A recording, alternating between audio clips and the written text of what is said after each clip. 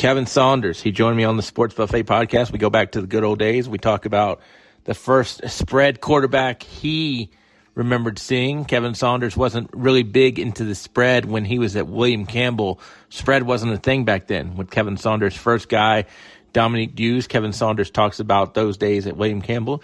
Talks about seeing that spread offense, like I mentioned.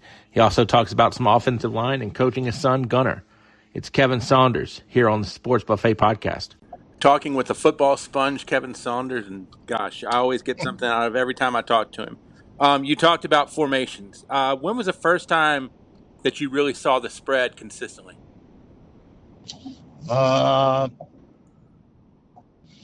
Probably.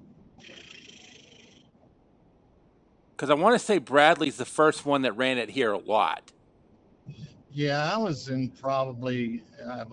Tennessee, and they were most wing T. And then when I got to Kentucky, it was a lot of spread teams. Define spread for me. Shotgun, receivers, very little tight end personnel, snap the ball, throw it, inside zone, different blocking schemes than what you would normally do when you're in the I formation or wishbone or option. It's just a lot of different. It's more, I don't want to say, because some teams are very physical out of it, but when it first started, most of the teams were more finesse out of it than a physical, put your hand in the dirt and knock somebody off the ball. One reason you could run the spread was you got more kids out, especially like basketball, because you were throwing the ball a lot more. You weren't just running off tackle 25 times a game or 40 times a game. So everything you did in practice was just mundane, to where you just went out there and just huddled up and ran the ball off tackle every play in practice. So now when you run the spread, it gives you more passing. So more kids are apt to play it. You're not as physically beating the fool out of each other as much in practice either. And I feel like that helps. I feel like when a kid gets out there though and thinks if they're in spread, they're going to throw. I don't think spread is throw based from what I've seen. Agree? Well, it just depends on who it is. Depends on. Well, down here you got so many teams that run RPOs off of it. You got teams down here that run the air raid, and it's a lot of. I mean, Colquitt Rushbrooks throws it 30 times a game, but he also runs it 30 times a game. I mean, teams are going to throw it at least 25 times a game down here. I think a lot of quarterbacks have been an RPO from the get-go, running pass option. Who was the first kind of RPO guy that you had or remember? At Gretna, we did it with Nick Miller quite a bit. And then we did it with Dion Rosser when we were there. I didn't do it a lot, did it some. And define RPO for me. It's truly just option football when you break it down. Your first read is the quarterback's either going to give it, and then he's going to roll out, and he can either run it or pass it from there. So it either dive, pitch, or run. So it just becomes option football out of the spread. That's how I teach to defend it. And that's how it's the easiest way to defend the RPO. And it usually starts with either power read, high school football spread teams are either inside zone, power read, or outside zone. Pretty much it. They'll run counter off all that. So they're one of those three things. And then how they run their RPO off of it is whether they do or don't. Then you got quarterback run game out of the spread, which adds the other element to the offense. And that's what hurts a lot of defenses is you got to account. Spread means they want to get you out of the tackle box. Right. When you first were playing, everybody put everybody in the tackle box and do that. So you spread, you want to get them out of the tackle box so you can create running lanes. And that's why people run the spread, is to do it. But nowadays, I truly believe if you do not get under center, your play action pass isn't near as good. And I think when you watch teams play on television, if you don't get in some type of under center offense like Georgia and Alabama and Indiana and those guys, they will get in the eye, they'll get under center also to run the football and to develop a play action pass game. And that's very important, especially in high school football. Spread and single wing could not be any more different. When's the first time you really saw the Correct. single wing at a I large... saw single wing when I was in 5th grade because Giles was running. Talk about Steve Ragsdale and how they ran it. It's evolved a lot to what it is today, but Ragsdale ran one formation. He only ran unbalanced right with the wing to the right. And they were extremely physical and they were hard-nosed. Their practices, from talking with Greg Mance and the guys that I know that have played there and coached there, are brutal. I think it's one of the things that helped us when I was at Gretna, when we played them in the playoffs, is I had a real good idea of what they were doing. And we did a really good job of shutting them down. Plus, we had some dudes on defense at Gretna, and it helps. And we did a really good job of shutting them down to where we were very physical that night. They had a hard time running the football on us. And I got to think that you had more speed than they did. A lot more speed, but the thing about it is, everybody talks about speed. Well, if you get speed on defense, it's good against those spread teams. But when you get speed on defense and you got a team that runs right at you, it negates the speed. Yeah, I was going to say speed ain't beating single wing, just off speed. No, speed. It's just, you got to be physical in the single wing and you can't get knocked off the ball. And we were really good up front. We had some dudes up front on that team, and it was hard for anybody to knock us off the football. I think the most points we gave up the entire year were 17 in one game or 14 in a game. And we were really, really good on defense. Man, we ran, we had a great quarterback. I think that's the other thing in high school football. I don't think you can be in the spread nowadays if you don't have a quarterback, because he's either got to run it or throw it. I mean, if he's a good runner, then you put him back there. If he's a good thrower, you put him back there. But if he can't do either, then you better be under center. And is this a Nick Miller days? That's what I love about it. Yeah, I mean,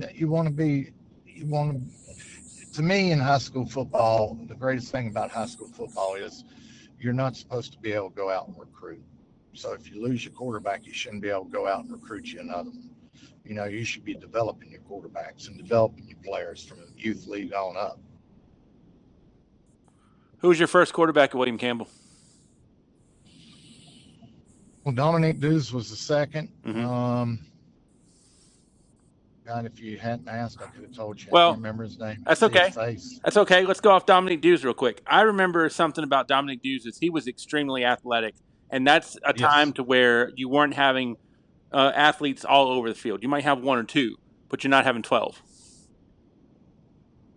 We had some athletes. Dominic threw for, back then, if you threw for over 1,000, he threw for about 1,500 yards that year. But he had some really good receivers. We had two small running backs, and then we had Robbie Mason at fullback. So, and then we were in a three-step passing game. I mean, we had Robert Adams at tight end, who went to Virginia Tech, Sharon Braxton, who went to Ferrum and played football there. I mean, we had some dudes that could catch, and Dominic could throw the ball to them. And we were really physical, and we got a lot out of our kids. I mean, we only had 100. Our center might have been 160 pounds, maybe 160. And Robert was a freaking beast because he was tall as could be. And I remember if you had a neck roll back in the days, you looked automatically 2 or 3 inches bigger. I can't remember if Robert had a neck roll or not, But Robert, He just looked that much yeah, bigger. In the uniform, he looked huge. And then you got to understand, he was one defensive end, and Robbie Mason was the other. And then you had James Younger, who went to University of Richmond and played 4 years there. He was an inside linebacker, and J.P. Perrier was the other inside linebacker. And both of them were 220 pounds playing inside linebacker and could run. I mean, we were good. We should have won it that year. Got kind of hosed up at Graham, lost 7-6, had a touchdown call back, and Graham goes next week and wins it. Does that one still haunt you? That one sucks. That one's the worst one. That one absolutely does, because we outplayed them and we just got absolutely hosed up there. I mean, to this day, I still can't see the block in the back on film, but it is what it is. And you know, we couldn't kick the extra point. Robbie had got hurt, so you know, we only had 30 kids on the team, so backup long snapper was not one of our best suits. So we went for 2 and didn't get it. So we lose, 7-6. And it was a good call and a great game. We ran a screen pass for a 65 yards for a touchdown, and gets called back on their sideline, which was probably the wrong place to run it. So. Well, and not to be mean, but back then, special teams in terms of kicking game and punting game, I mean, if you were at a school like Campbell, Gretna, Alta Vista, anywhere like that, you weren't having a dedicated kicker, probably. He was probably playing something else.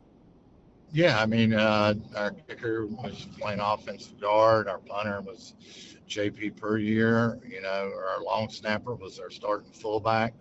I mean, it's just, and we punted during practice, but the main thing was to get it off and, right. Yep. and go downfield.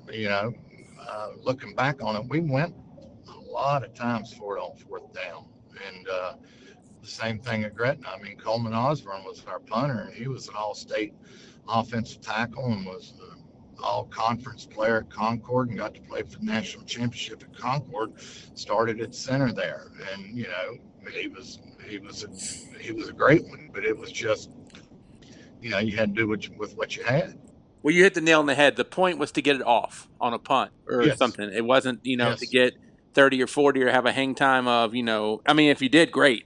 But that was not the mentality. I've always been, I think, more politically correct, and I don't want to offend people. You obviously, I don't think, care as much.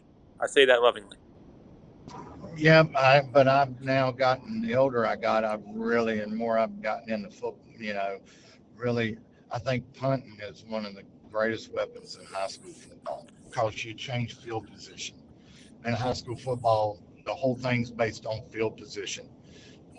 You don't see many offenses that drive the ball 18 plays down the field for a touchdown. You don't see 3 yards in a cloud of dust anymore. Nope.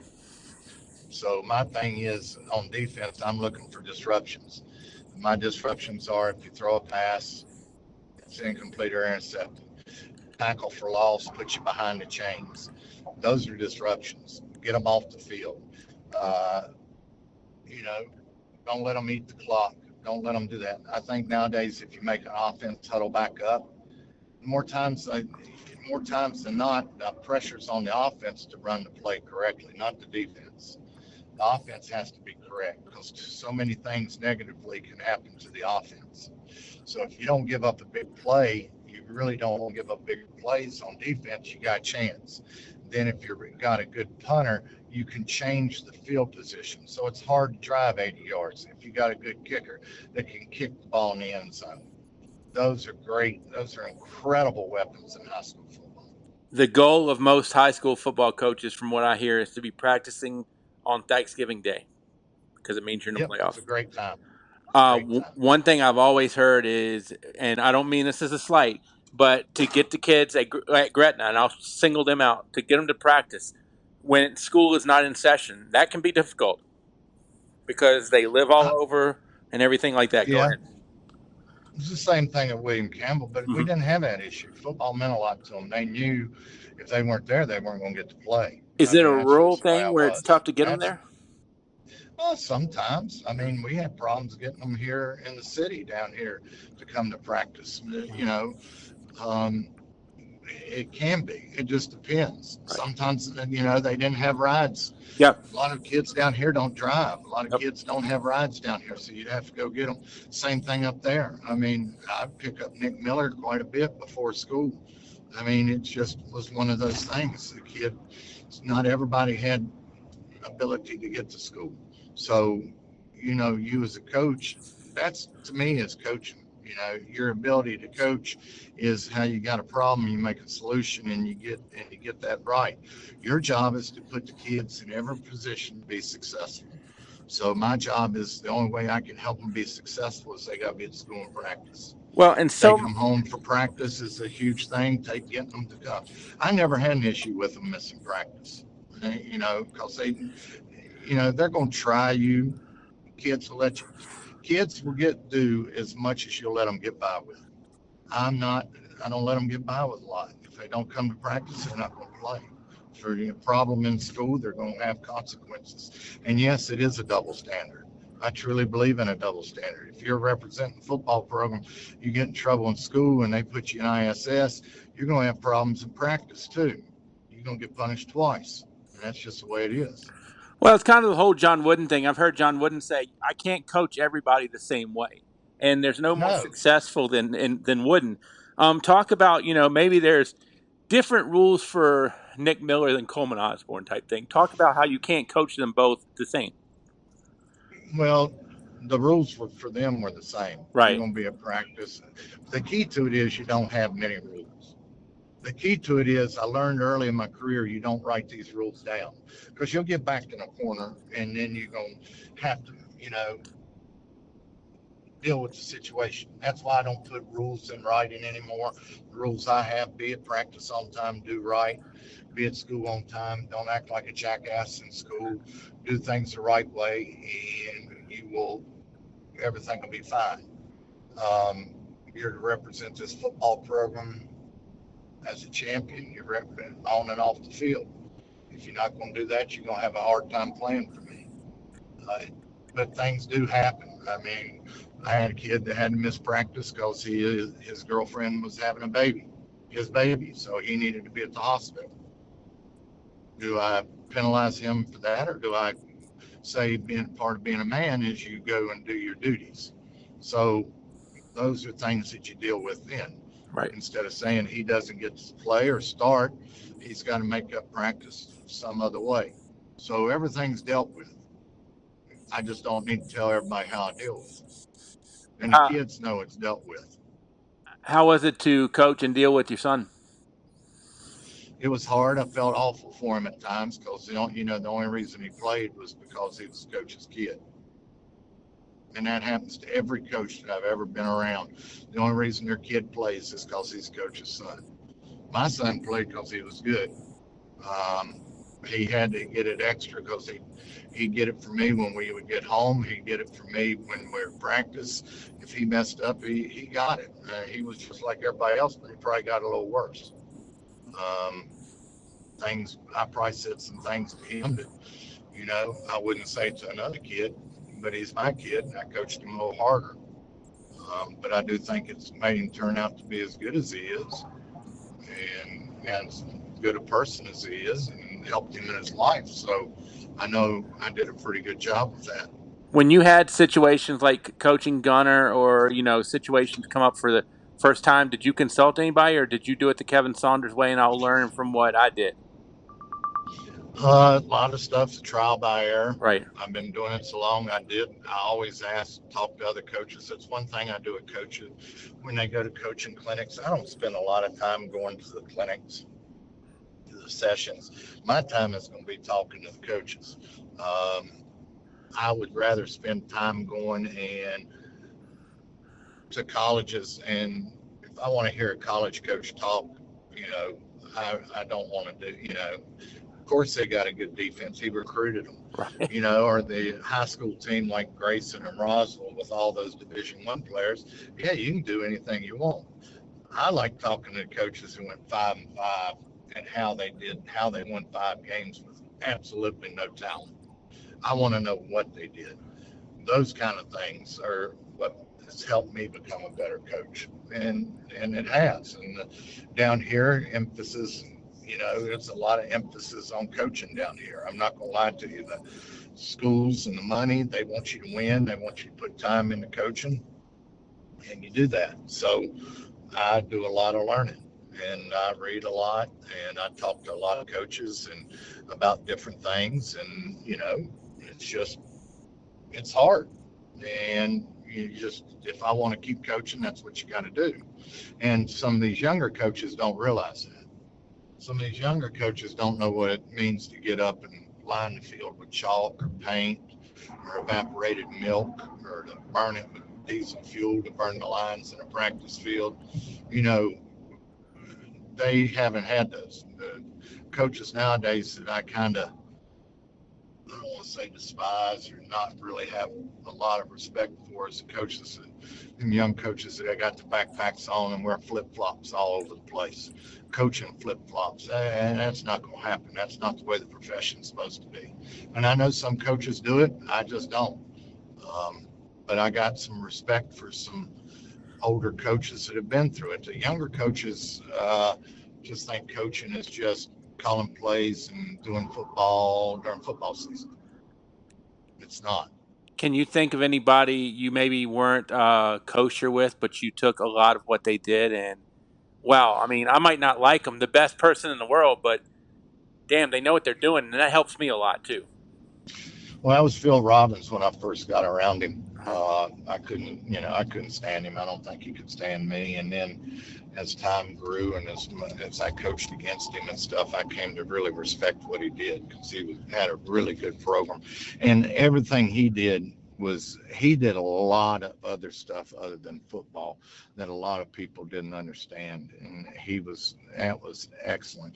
And he would talk to other coaches. He's one of the guys that I really paid attention to, because he'd won 7 state championships or whatever, but he would go talk to these other coaches to learn from them, and I found that just incredible. I mean, I was coaching in Georgia, and he'd just show up down here for practice. He'd say, "Hey, come by to watch practice," and he'd already be there. He'd just call and let me know.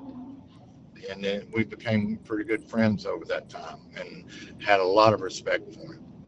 What's something Mark Lindenberg does well? Nothing. He doesn't do anything well. I'm just kidding.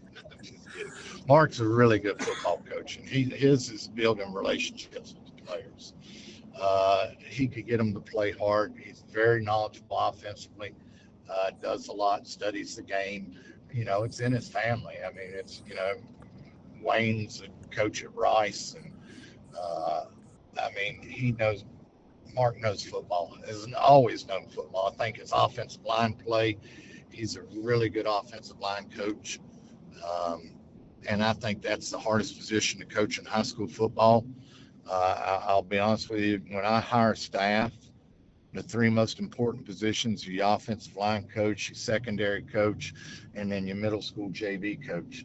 If you don't have the 3 best coaches doing those 3 things, your program won't be very successful. Do you want a small staff? I think anybody can call plays. I think anybody can call plays. Mm-hmm. I think anybody can coach running backs and quarterbacks, because those are the best athletes. Right. Most of the kids don't want to play offensive line. Right. Do you want a small staff? So, no, I've had as many as 17, 18 on the staff. And down here, and I think it's great. You just got to be organized, and everybody's got to know their duties and all that. I've had small staffs. When I started at William Campbell, we had 4 on staff. 5. I was going to say, you didn't have 17 or 18. No. But I mean, it's with what you got. You got to make them do. I just don't want people out there with their hands in the pocket standing around. They won't be around me very long if they're going to coach like that. They're expected to do a job, and I'm hard on my assistant coaches. I'm not going to lie to you. I'm very demanding, and not everybody can coach for me. Not everybody can play for me, but I think you'll be a better person and a better coach if you do. I think a lot of people that have coached, that have been coaching for a longer time, they're not exactly everybody's flavor. And no. I don't think everybody could have played, like I talked about, I don't think everybody could have played for Mickey. I don't think everybody could have played for Bo. I don't think everybody could have played for Eddie Martin. I don't think everybody can play for Bob Christmas. But I want you to realize one thing. Out of all those guys you said, what's the common denominator? They win. Yeah. Bottom line is, if you want to have a high school football program, you either want to have a high school football program or you want to have a rec league team. Your choice as an administrator. If you want to win, then you're going to do what it takes to do to win, and you're going to be better for it in the long run. It sets the whole tone for the school year. Is your football program, no matter what sport it is. 2 final questions. Give me some offensive linemen that you've coached that have stood out. I'm not asking for the best, but just some that have stood out. And we'll do this again much more down the future so we can talk about more people. Okay. Coleman Osborne. He was excellent. James Younger was really good. Maurice Hall, who played for me there at William Campbell, was one of the best pulling guards I had. What makes up a good offensive lineman? They got to be tough because nobody wants to do that job. It's the hardest thing in the world to do. I remember hearing Danny Ford talk about how you coach the offensive linemen is you treat them like crap on Monday, Tuesday, Wednesday, love them on Thursday and Friday, and have them ready to play on Saturday. Yeah. They got the worst job in football, but it's the most important. When I watch game film, I only watch the line play on both sides of the ball. Because the majority of times in high school football, everybody's got their best back, the best athlete in the backfield, best athlete at quarterback. But you can tell whether a team's really well coached and really good by the way their offensive and defensive lines play. Final thing. Hope we can do this again. I love going back in time. What's the biggest false narrative out there about Kevin Saunders?